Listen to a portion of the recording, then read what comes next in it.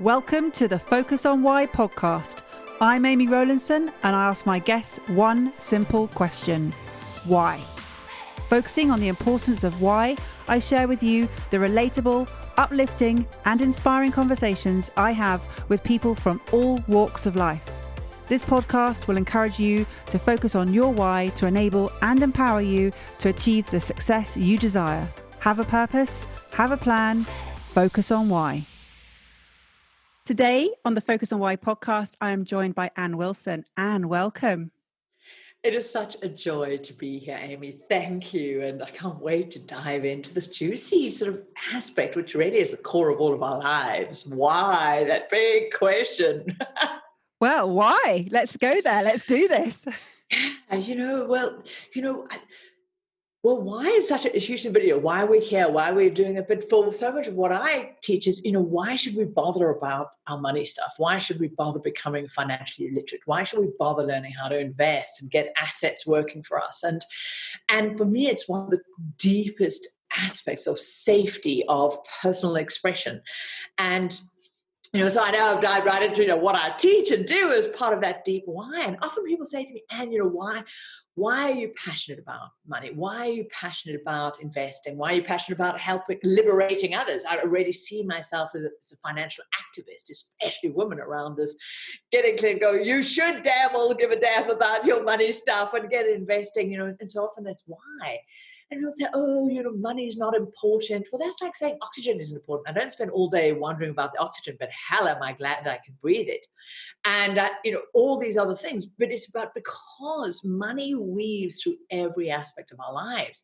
Practically, our ability to feel safe, get food, have shelter over our head, but also in our modern lives, it's become interwoven with our sense of worthiness, of power. And and just so many aspects of life expression. And so I'm not passionate about money and investing for an end in of itself, but my why is because what they enable me to do. And I make damn sure I've mastered this money stuff. I keep up to date. I know what is going on, and I'm a great leader to my money so that I can live my life fully. Just the other day, someone was saying, isn't the purpose of life to be happy? And I said, well, actually, I think that's complete BS. And I think it's one of the most devastating lies that we can be told in the personal development world. That's not the why. That's not what why. You shouldn't be doing any of this shit because to be happy, because happy is just another emotion together with anger and joy and feeling turned on or bored or whatever it is that goes through. But for me, the whole purpose of being awake and alive is so that we can be present. Can we be present with this moment? Can we be present with everything that it brings, the relationships, the experiences, the opportunities that come along? And so for me, the big why about why should we bother mastering this thing called money, learning how to invest, be savvy with it, is so that we are able to be fully present with life. I see so many people and women not being present with that because they're in deep anxiety, they're operating from their limbic system, they're stressed and fearful. Money is one of the biggest worries for so many people. So it prevents people from being present. Or if something comes along, somebody gets ill or a parent or a partner, they can't be there because they're having to work hard for money. So for me, at the end of the day, the purpose of life is to just be awake and be able to be fully with it all. And money is one of the key ingredients that enables that. And so that is my big why and why I'm passionate about this. But my bigger why in life is to be awake, to be present. And money and investing is one of those ingredients. Really, at the end of the day, we've just got energy, time, and money. And how we use those create the life experience we get to live. And how easy is it for people to be awake? I think it's almost impossible to be fully awake. 24 hours a day. I'll numb with the best of us, with some chewing gum TV, or maybe if I'm freaking out, let's get a box of chocolates and shove those into my. So I think the aim for me is definitely to be, how can I be more present? How can I be more awake? And how can I have systems and processes in my life that enable me to be more awake. I know how I eat, how I sleep, my routines, my rhythms that chop wood, carry water. Some are more likely to take me into fog and disconnect and disassociate from life, and others help me be more awake. So there's the practical physicality aspect. Then there's the environment that I hang out with. Then there's the people I choose to hang out with. It's what I choose to consume. So there is this ecosystem. And then the financial resilience that I talk about often, about 5 pillars of financial resilience, that for me are key elements that enable me to be more likely to be awake. But I think that choice of, we can call it conscious, awake, being present, has to be something we choose every single day. And for me, being awake and being free and freedom are very, very closely linked. It has to be a choice, and it's a choice that has to be made every single day, every minute, some days, moment by moment, second by second, noticing that, oh shit, I've slipped off here. I'm handing over my freedom. I've gone into victim mode or reaction, or can I come back to me and claim that freedom? So I don't think it's necessarily an easy thing to do, but I think it becomes easier, just like investing and all these aspects, the more muscle memory we have, because we start getting a feeling of, when are we not free? When are we not awake? And it starts becoming a lived experience. And then that choice is, well, do I just want to stay here in my numbing? And that's also okay, because that's freedom of choice. At least you're doing it consciously, as opposed to believing you don't have a choice. Or what do I need to do to come back to me, come back into life? And can you remember when you first made this choice to move from this state of not being awake to being more awake? I think it's happened in different stages of life. And I think it's so cool where this has gone. Who knew? I had no idea we'd be talking about being awake and freedom at this level so quickly. But this is what I love about when we can really drop into these deep, almost the root systems of why. Our why is, for me, like that, it's the root system of the tree. So often in life, we can end up focusing on, if we think of the metaphor of a tree, the health of the leaves or the flowers that it's producing or the fruit. And people fixate on that, and they do stuff to try and make it flower better. But how that tree is going to flourish is in the root system. But it's so easy to look at the surface stuff. And, so if I circle right back to for me, this journey really started at claiming and a sense of coming from a place of deep fear around my own vulnerability financially. And that I never want to be dependent on somebody else. I never wanted to be financially vulnerable. I came from, I'm number 5 of 6 kids, and it was very much a family where we didn't speak about money. But we were also told, work hard, get a good job, and then you would earn money. The questions of what you're going to be, what do you want to be when you're big, were not being asked like, whoa, what does your soul and life want to express itself out in the world? It was, how are you going to trade your life force for this thing called money? And so this was so much of the messaging. And then my father died when I was relatively young. When I was already sort of a bit older, but I watched my mum, who had always done the very traditional mother role. She looked after the kids, made sure we didn't kill each other. Dad looked after the money stuff. I saw this anxiety, this fear, this almost repression from ignorance and financial illiteracy of worrying about, how did she make the small pile of money she had last? Who could she trust? What did she even do with it? And there was almost this stigma and taboo around it that nobody really spoke about it, but there was this unspoken fear. I also would hear this quite passive-aggressive conversations between the male and the female, the masculine and the feminine, of who held the power in relationships around the money stuff. These misogynistic jokes or stuff around, women spend the money and don't give the credit card and this sort of crap. And I thought, no, there's something really wrong here. And so I vowed that I never wanted to be in that position. I never wanted to be, almost selling myself, this form of economic prostitution that you see so often in relationships or in life. And so, but the only thing I'd been taught was work hard and get a good job. So I went that way. And so I think this why for me, this was a deep root of first, it was safety. I'm not even going to say freedom. It's evolved into freedom. But I've realized now, in hindsight, now having worked with thousands of people and really explored this topic of freedom and wealth and liberation and what does that really mean, that you can't even start comprehending that kind of sense of self-expression or self-actualization if you're not safe first. But safety has to come first. And so that was my first driver, that I didn't want to be vulnerable. I wanted to be safe around this economic area. Because I thought if I've got that in place, then the other options will come. Then I will feel safe and be able to, and hopefully do some fun things. But all I knew was how to work hard. So that's what I did. I studied engineering. I thought, not because I gave a damn about how a piece of steel bent or did civil engineering, because that's what men did. And I thought they seemed to have more safety in the world than I did. They seemed to have more economic say and power. And so there was more this perception. And so I went towards that. But I very quickly realized when I dropped into a big debt hole and realized, okay, that, everybody had told me success was drive this car, own that, have these things, use debt. You've been chosen to have this overdraft. Woohoo! No. So I'd never been taught about money, how to manage it, how to understand it, compounding, how to evaluate actually what the cost of these choices was I was making.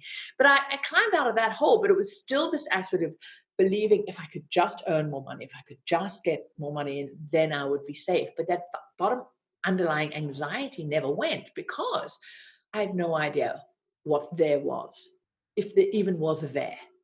So it was this endless journey of how much is enough? At what point would I feel safe? At what point would I be able to do the things that I wanted to do? And I think for me, this is a huge devastation as well, that most is one of the things that keeps us away from feeling awake, feeling deep in our living our why on our terms, because we're also fed this when when you've done X amount, then you'll be enough, good enough, pretty enough, slim enough, wealthy enough. And this endless gap of emptiness, seeking something else. And that again is just, there's no freedom in that, because what a prison, there's always this hurdle to cover. And it was at this point where I was trying to do the right thing. I was saving hard, if I could just control myself and my desires, if I didn't have any needs, then maybe I could save more money. And then maybe it would magically emerge to be enough. And what I've seen now, what happened to me, I see in so many relationships, I became the bad cop. I became the controller in my marriage at the time. Everything was about, no, we couldn't do this, and feeling resentful if my partner spent any money, my husband at the time. So it all blew up in a big, messy money drama. But that resentment as well was actually just me projecting my resentment of this self-deprivation. Because I also had no idea that it wasn't these two extremes. It wasn't just, well, to hell with it, to hell with your safety, and almost self-betrayal in that way versus self-betrayal of deprivation. And so it all blew up in a messy money drama, and the money I'd been trying to work and hold on to, and the marriage walked out the door. And so this was when the next layer of, I guess what you call this why, really dropped in. And I've realized now I need to slow down a little bit of my nervous system and get out of the story and go, what's going on? So after I did feel sorry for myself for a bit, I'm sure I had a few slabs of chocolate shoved in my face too. And there was this going, hang on, my safety is really important to me. Just the sense of feeling that I can let go of the worry and the anxiety that I'm going to end up living on a park bench one day, which interestingly, Amy, is one of a huge, huge fear for many, many women. When they're polled, that's one of the greatest fears, that they're going to end up destitute. They're going to end up relying on their children, on the charity of strangers, and rightly so. Not that we should feel fearful of it, but actually, Amy, how devastating is this statistic? 2 out of 3 women, and I'm talking in the developed world, not just in, some, oh, well, that's third world, developing world. 2 out of 3 women will at some point in their life depend on their children, their family, extended family, charity, and heaven forbid the government, just to survive. not even thrive. And I'm starting to live to what my bigger why is now. But, I really realized that these threads, these same fears, these anxieties were feeding through me. This future anxiety, but also just the practicality of confusion going, I'm trying to do the right thing. I'm working really hard. Shit, I'm even doing engineering. I'm doing something I don't even really like. I mean, my career had evolved then, but, I, what's wrong? There's something missing here in this point. And I realized that I'd been taught how to earn, been taught how to spend, and I was constantly being bombarded with what I should be spending my money on by media and everybody telling me what I needed to spend my money on in order to be worthy and whole and worthwhile and loved. So there was this two sides, but there was this major gap between the two. And I'm so grateful at this time, this deeper why going, yeah, I want to feel safe, but I also want to live. I want to be awake. I'm not prepared to sacrifice and keep betraying my heart, to keep betraying the truth of a lived experience of life, to travel, to be creative, to actually live. That there was a sense of, I can't just exist because there's almost no point. And I'm getting a bit emotional now because I guess this is my deepest why. I just see so many people have an existence, not a life. And this devastation of the self-betrayal of because some of these fundamental, just practical life skills that we should have been taught, we aren't taught. And what a devastating hard death that is if you get a glimpse and realize you never actually lived. And it was in this point I realized, okay, I shouldn't have to sacrifice living in order to feel secure. And there must be there must be a way that I can feel secure and live life and feel powerful and feel present and have joy. So it was this huge and that made me realize there was something in between this inflow and the outflow. Then that took me into this journey of learning about investing, learning about assets. Nowhere in my entire life had I didn't know anybody who invested. Stock market investing, real estate, property investing elsewhere. And I stumbled around with this deep why, this deep hunger. And my why was a commitment to live, not exist. And realizing that was not just a woo-woo thing that had to happen in my mind and having that ruddy vision board, but there was practicality. I live in a physical world where I need to eat, I need to have roof of my head, and there's a freedom that needed to be created by something other than me needed to do the earning. And if I ever wanted to stop trading my time and my life force for this thing called money, which is damn important, I wasn't prepared to go and like, oh, well, pretend it's not important. And so that started this hunger, and I started learning about stock market investing. I read books, I attended courses, but most importantly, I actually took action. I actually did the shit, implemented. Then I got into investment property, then into low input businesses. And the more I did this level of safety topped up. So this freedom came up, and I've realized freedom is a bit like a rainbow cake. It's got these layers to it. You can't have freedom if you don't have fundamental safety, like the bottom of Maslow's hierarchy, access to basic nourishment, access to be able to have shelter, access to safety, access to opportunity, fundamental. And as that built up, then there was more for self-expression, but really this mental commitment to life.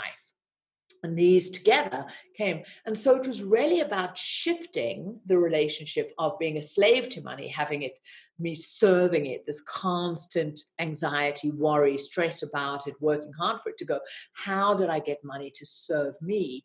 But mostly, how did I get money and assets to serve a life? And that was the deep freedom. And that was my why, first starting from me, safety and then life expression. And then that evolved looking around going, hey, I've somehow stumbled across this. Well, I say stumbled through a lot of learning and work and implementing, putting in place. But I realized I'm deeply grateful that I got to a point that made me really question what was the point of all of this, and drop into this is why I choose to do it. And I saw so many people still floundering, just trying, focusing on the wrong things and never getting out of the safety and anxiety, which was then resulted in going, you know what, I've created this for myself. In just 8 years from that day, I was able to create enough assets, these investments that do pay for my lifestyle. I've been financially free now for 15 years, Amy. This August, woo! I'm set to check the date. It might even be my freedom day. Who knows? Somewhere around about now, where I realized I had enough of these assets that I have the ultimate freedom, this freedom of choice, this freedom of time, of liberation, because I can choose what to do with my life force. And that for me is then my big why. And I realized, wow, there's actually a responsibility that comes with this, and how few people ever get to this place. And that my deep passion and joy then became helping other people do the same. And that was then the birth of the Wealth Chef. And now, yeah, so that's got a little bit of a while, because it can be quite freaky when you do achieve your freedom and you liberate, because then all your excuses have gone. You can no longer use the two big socially acceptable excuses. I don't have the money and I don't have the time. Well, boof, I call this like freedom agoraphobia. Like, oh shit, where am I going to hide now? And it went well. If I don't do this, I'm going to regret it. And it's just been a joy for the last 10 years. Create an extraordinary digital training business, best-selling books, TV shows. Who knew what would come? But I think when we drop deep into, for me, my big why is to be awake, to live life fully and explore what that means in every dimension. And mastering my money stuff is an enabler, an input into that, knowing that if I'm not financially liberated and empowered, I will be overpowered. And I see that for so many people. I'm going to say it again. And this is my big passion, why I say I'm really a financial activist, is to help people become financially empowered. Because you can do all the other things, but if you do not have this thread, this deep root of economic and financial empowerment in your life, the rest is just never going to be what it can be. And I'm listening to you, Anne, and you're so passionate and you're so clear. You've got great clarity. And I'm sure there have been moments where, it's easy for you to look back now with the knowledge that you've got. But at the time, hindsight's 2020. We better not use 2020. None of us saw this coming, but hindsight. And what I'm thinking is you're looking back on the years and the last sort of 15 years and then the prior 8 years to that, and you've got the filters that you're thinking through now. Can you put yourself back into those moments so that people can find it more relatable into the how you got through those moments? Yeah, absolutely. I think it was just really clear in many of those moments were moments of great distress, of confusion, of change, of flux, a marriage ending, or finding myself deep in debt and going, shit, what do I do? Almost sort of back up against the wall moments, which I think many of us as humans, we are pre-programmed to only respond in moments of crises. There are ways, and I've got better at now, not having to wait till a crisis to decide to do something that I want to do. But I think what happens in those stark moments is we get an opportunity to maybe open our eyes and wake up and get that fresh sight. I think right now there's this extraordinary, crazy year we've been experiencing with global pandemics. Who knew? For many people, it's this slowing down, they almost say that heightened state of, if you're attacked or if you have a car accident, there's almost a slowing down that can happen where the nervous system gets some perspective. And I think in this year, many people have gone, whoa, what the essentialism, this opportunity to go, what is actually important to me? And that sounds so contrived, but how do I get that? What's not working? What is working? So I think that's why sometimes these big pivotal life events can be so powerful, because it almost makes the nervous system get out of its comfort zone. The problem is when we're just in that unconscious routine of, oh, well, it's not so bad. There's often a phrase, Tony Robbins and many others say, being comfortable is actually the most devastating place to be, because it's always just, oh, well, it's the good enough kind of thing. Why rock the boat? And often, again, I'm using hindsight as the filter, but often we will choose our familiar suffering over unfamiliar freedom. A lot of people say they want freedom, they want to live awake, they want to do these things. But it can feel frightening. And so I think for me, there were those big moments, but I think if we can actually put ourselves into those moments without necessarily waiting for them, we can go, well, just stop and go, am I awake? Am I alive? Am I living life fully on my terms? Hell, do I even know what the bleep I want? And then do I even know how to do that? Or have I so lost who I am? So, going right back, I'm grateful that, I know this might sound weird, but in my early 30s, I money walked out the door, marriage walked out the door. I felt a lot of shame and judgment. But I've learned now, when those things are percolating, if I can just slow down enough and drop beneath the story, that craziness going on the brain of judgment telling me how crap I am. Those voices we all have, that's pretty damn brutal. To just go, okay, what am I afraid of feeling? What's going on here? What do I really want? And it was in that moment, just enough of a slowing down, enough of a silence to just hear that desire of life, to say there is something else here. There is a life worth living. And then having the courage to go, I'm just going to take tiny steps towards it. And for me, it was really clear that I needed economic stability. I needed financial stability, and just working harder was not going to do it. Getting another job, getting more money. And so it made me look at this gap, because I had enough information. And I think when we can also stop and go, what's the data showing me?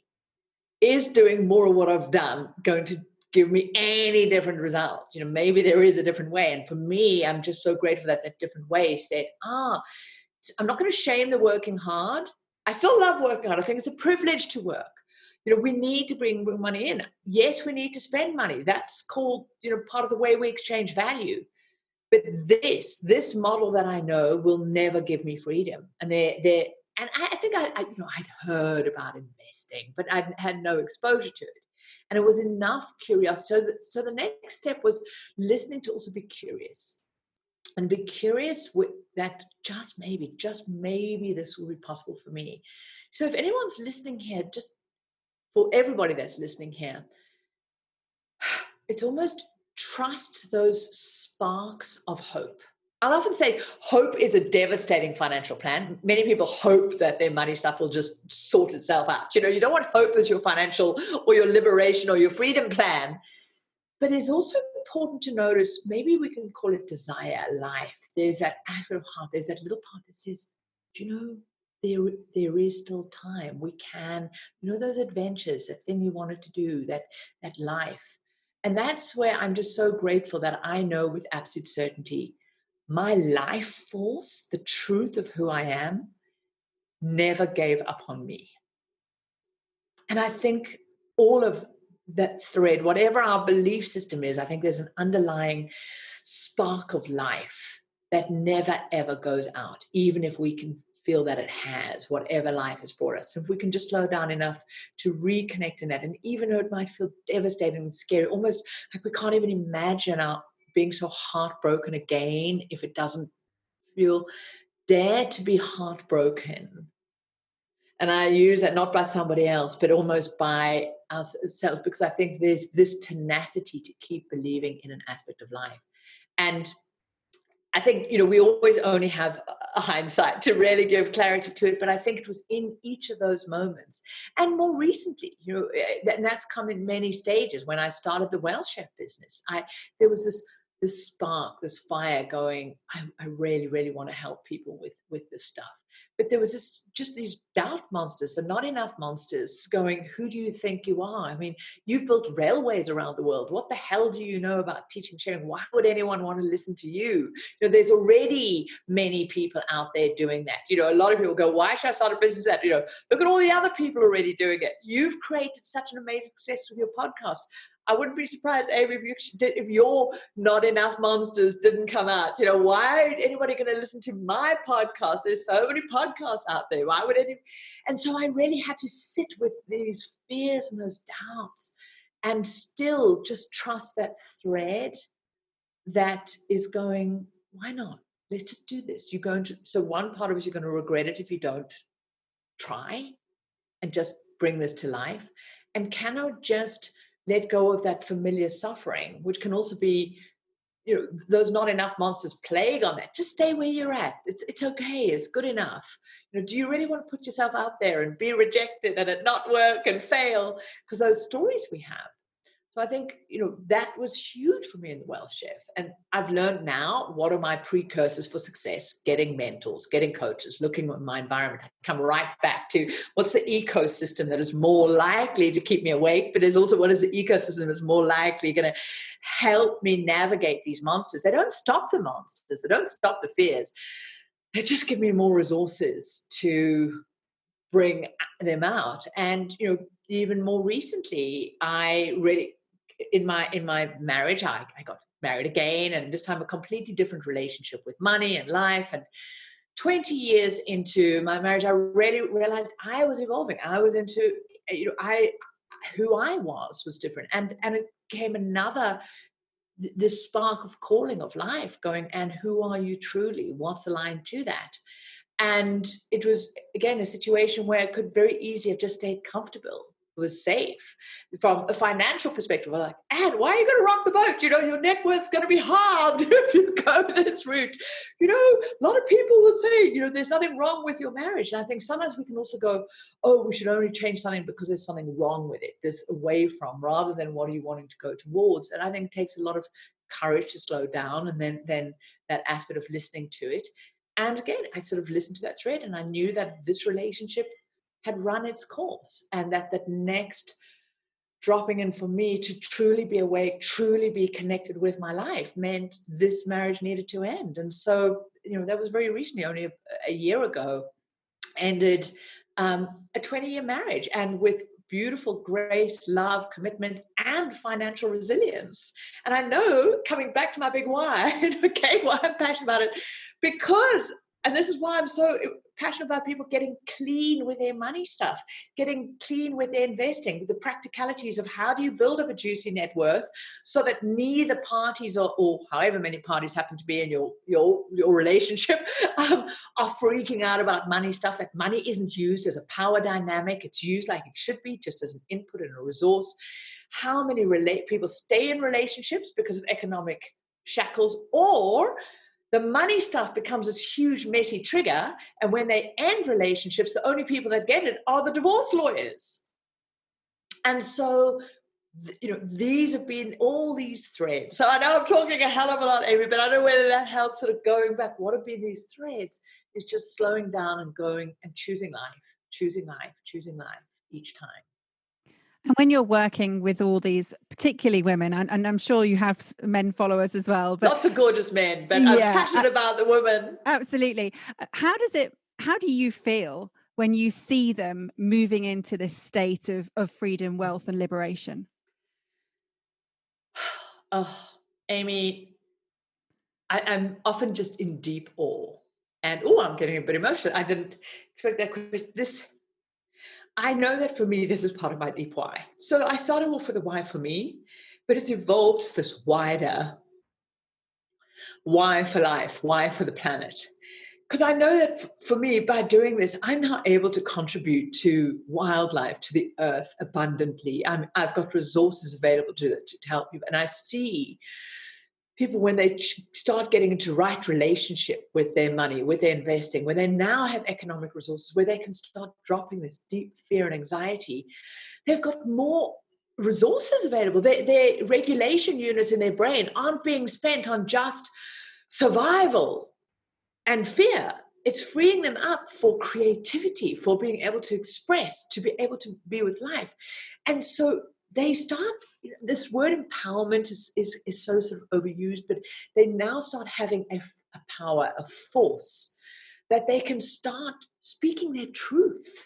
They can start feeling safe in the world. They can start businesses. They can end businesses. There is this freedom of being fully who they are. And I come right back to, 2 out of 3 women will end up relying on charity of strangers or their kids. Shit, there's no freedom in that. But even worse than that, Amy, it's the stats, and it hasn't improved much, but these are stats from the United Nations a few years ago, but it hasn't improved significantly. Women represent about 65% of the workforce. They grow about 55% of the food that the world eats. They control only around 40% of the wage bill. What? I mean, really? And they own only around about 1.5% of the assets. That's actually share ownership in businesses, property, actual. And when we start understanding wealth is based in assets, not in income, we've got to shift that focus. We need income and we need parity in that. But if we do not do that, so no wonder the world is messed up. No wonder it's fucked up. Where we've got this vast, beautiful, amazing set of resources who are in contracted and fear and shame and don't know how to use their voice, can't express, can't ask, can't bring all of themselves to the world. And so when I see this liberation happening, when I see people being able to drop their fear, when I see them go, oh, okay, this investing isn't so difficult side, because again, there's this perception, even in relationship, that investing is a male thing. There's this Wolf of Wall Street, this machismo kind of side that you're meant to be aggressive and it's scary and it's that sort of stuff. BS. Research has shown that women, when they start investing, they're much better investors than most men. And this is not about men versus women. It's just we don't have testosterone driving the bus. Yay! We could make really good, solid decisions. When we've got out of the intergenerational stories of martyrdom, of sacrifice, that's what it means to be a good girl, or a good woman is one that deprives herself, that she comes last. Because we've seen what that's created in the world. And we've got to stop. And only us women can do that. So when I see women choosing to go, you know what? I'm going to get out of my familiar suffering and I'm going to choose unfamiliar freedom, firstly for myself, but mostly for the world, for my family, for my community, and for life. And when I do that, I cannot help but impact others. And in the community, I just see in the well-chef world that women then start sharing with their friends, with their kids. There's these ripples go out of financial knowledge and empowerment, and we literally transform the world. And so, Amy, how do I feel? I feel in awe. I feel grateful. I feel humbled, and it just gives me such motivation to keep pitching up, even when I feel not enough or tired or or scared or whatever the shit is that comes up with that story. And it's incredible. You spoke earlier about moving from existing into living, and I've been guilty of that. I was so aware that I had just been existing and that this whole world was passing me by. I was drifting, and the moment that I took responsibility to shift that was incredible. And so much has happened since. And now I'm dragging women, kicking and screaming, but mostly willingly, into a world of financial knowledge, of literacy, because people don't have the right language. They're not using the right language internally, externally, the whole way. Absolutely. I mean, that's just so. I mean, you teach in many ways, through property and through here, really getting clear. Because I think why I love the focus on the why, and we need to come deep down in, is because it's, we can beat ourselves up, and sometimes it is hard to be awake. It is hard to take that personal responsibility. If you look on, we've got a society that rewards the victim. And as women, there's another whole level that we need to learn. What does sisterhood mean? There's a big difference between compassion and commiseration. Do you love to sit with your sisterhood, your friends, your female friends, and bitch and moan about, oh, I wish the world would change, I wish men weren't like that, or the partner, or we can't do X, Y, or we bitch and moan about the salary gap or X, Y, Z. Hell yes, let's be aware of those. But where are we just whining versus stepping up and actually doing? Gandhi, I love, a lot of people will wear the T-shirt or they'll have this, be the change you want to see in the world. I go, be careful what you put out there, because do you realize how hard that is? It means such personal accountability and responsibility. It means looking and going, where am I complicit in my own imprisonment? Constantly. Where am I betraying myself? Where am I not choosing that door of freedom? Where am I slipping into and just staying in that, familiar suffering? And that's why I said, Amy, we also need a huge big dollop of deep self-compassion in all of this, because I think there's not a day that goes by where I don't go, okay, I've just zoned out. I'm back into, sometimes it's just much easier to blame somebody else. But as long as we can out ourselves, we can realize, that's just a socialized habit. And that's never going to get me living the life that I want. It's very scary, the statistics that are out there, and I know that a lot of women will live their final years in poverty purely because Yeah. they outlive their partners and they've spent majority of their nest egg on looking after their partners, and Yep. then they are, if they haven't got children or family, they live their final years very sadly. So I am Oh, on a mission to change that, to educate everybody who I see or want to listen, just because I don't want to force it. I don't want to preach. I just do. And that's why this podcast is, I get guests on who are living that life so that other people mm. can see that it's possible. Oh, absolutely. And I love that. And that's, your contribution. I think knowledge is so important. But as you said, you've got to do. You could, I love I love what you've created.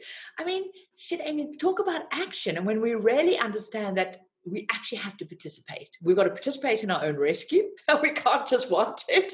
This is what, you've recorded what, like 100 podcasts in 3 months or something. I mean, talk about massive action. Have the courage to ask. Just before we did this, Amy was sharing with me just the amazing people she's getting on has had on this podcast. And we spoke about that courage, getting over that fear of who are we, not enough. If we just don't, we've got to ask. And as women, we've also got to learn how to not plead, how to not justify, just get clean. There's a thing around getting clean with our money, getting clean with asking, getting clean with our power, dropping and unweaving our sense of self-worth from all these other things, from our money, from our job, from our relationships. So that's part of that freedom, this untangling. And I'm just so grateful for you, Amy. It's been wonderful that you've spoken on my stages before, and just your story. And I think the more of us who will just keep sharing and calling on others, as you say, not forcing, but I think there is this call, and there is this side of going, wake up. Wake up, not for me, not for your partner, not for your kids, not for the dog, not for the goldfish, not because you're going to get the gold star on your head, but for you. And what does that mean for you? And I think part of that waking up is for each and every one of us to have the courage to get to know who we are. And maybe I just want to add in here, part of me waking up is having to have the most exquisite love affair with myself and get deeply curious about me. And I know that sounds ironic because we're talking about out there helping the rest of the world, but I think part of this journey for women to truly step forward is we have to learn to love ourselves deeply as what we are, because again, we've been so taught how to please, perform, appease all externally in order just to be safe. And quite frankly, a few generations ago, that's the only option women had, were to please, perform, and appease, so that they were safe. They could have food over their head, that their kids were safe. But they worked hard to get us to where we are, where we have such a different set of choices, that we now need to know, who are we? What turns us on? What do we love in life, sexually, emotionally, our sense of expression? What is our voice? What do we want to contribute out there? And then put together this foundation, this ecosystem of economic well-being, of voice, of community. Who do we choose to connect with and associate with? And then go out and share the stuff, whatever that is that be abundant. There's enough of it. And yeah, Amy, you're doing exactly that. Well, you said right at the beginning that people don't know what they want, and that's Yeah. often the case, that people don't stop and pause and take that time to invest in themselves and understand themselves of what they really truly want, because it isn't easy. It's not a sit down at my desk, go a couple of hours later, there we go, all the answers. This is Once a year you do your vision and go, no, it's messy as hell. and that's fine, and that's okay. It doesn't matter. You don't have to be perfect. I had an idea, I put together a plan. I launched it. It wasn't perfect. It wasn't exactly how I wanted it to be, but it didn't matter. It was out Yeah. there, and people reached, me saying, oh, this is amazing. It was at the period of lockdown right at the beginning, but now I've taken everybody on a journey, and that's Yeah. what it is. It's just like, look, I put myself out there. I put myself into an uncomfortable space, and look what happened. It wasn't that scary, Mm. guys. It really wasn't. And you didn't make it about your sense of identity and worthiness. No. And this is, make it about the why, which can also be about ourselves. Our why could be, hey, I just want to have fun. Why do I want to make cupcakes? Because shit, they taste fun and they're easy to make. But it's not you separated this from your self-worth. You didn't go, oh my God, focus on the why. This is it. This is the thing that's going to rescue me, save me, make me everything. And I think we can do that with our money stuff, with our investing, with our businesses, our partners, and go, hang on, whoa, it's just, we're here, those things are there. It doesn't mean you didn't feel nervous, I'm sure.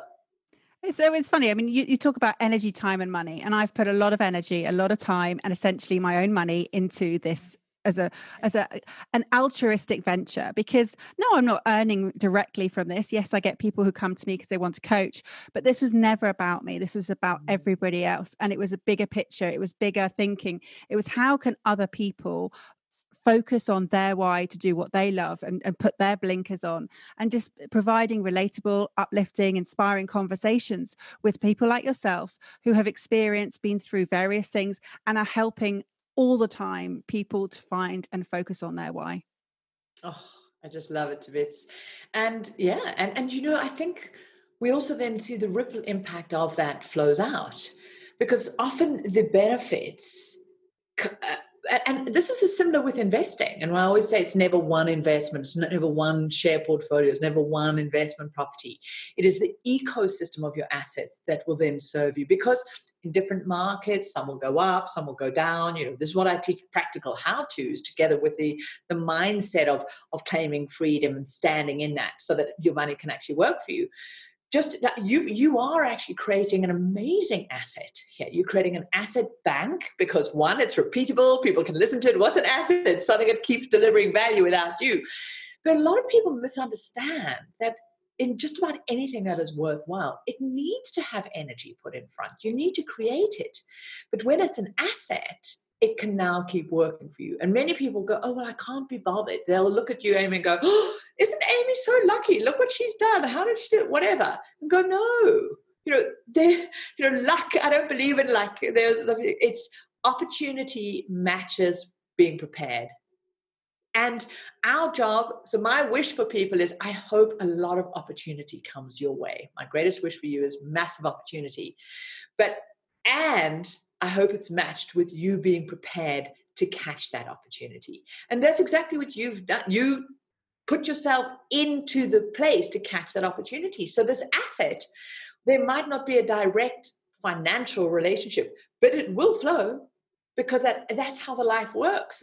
You are giving massive value out there in the world. Plus, you've created it in a structured way that can keep working. Where a lot of people do altruistic things, but they're going, is it actually sustainable? Does it last? Does it have a root system? Or they're just giving flowers out? Or are they actually planting these amazing trees? I mean, you coming right back to that metaphor, your podcast, you focused on getting those roots in the ground, getting the soil in place, doing that work, planting it, plowing it.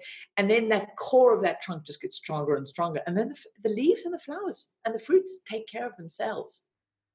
Oh, they absolutely do. And I can't say how amazing it's been having you on the show, and your energy. It's literally, people are just going to be stuck. They might go for a walk and they'll still be running by the end of this podcast. This weird blonde with this strange accent. Not at But all. thank you, because often people do comment on my energy, and I can't really say where it comes from, but I do know the more I connect with my why, the more I connect with life, the more I have the courage to walk through that door of unfamiliar freedom, which often is the scariest door that's out there. It's a big one that has a big F on it, not for freedom, but for fear. Think, oh shit, I'm going to have to go through there. The more enlivening it is, and the more I'm able to drop away the stuff that is not my truth. it's not my truth of what lights me up. It's not the truth of where I want to spend my money. One of the big things I teach people is how to be a wealthy spender. And this is about how do we conscious of knowing that our wealthy life, our true awake life is made by the choices of how we spend our resources, our time, our money, and energy. Do we even know how to do that well? Do we know where we want to be directing them to, and how much of our time, energy, and resources are spent on the things we should do, the things society has told us we should be spending those things on, which are just depleting and draining. And I think so many people's energy is so sucked away from them because these beautiful three resources that we have are actually spent on stuff that doesn't turn them on, doesn't light them up. So people who have been energized by you today, Anne, how would they get in contact with you? Where will they find you?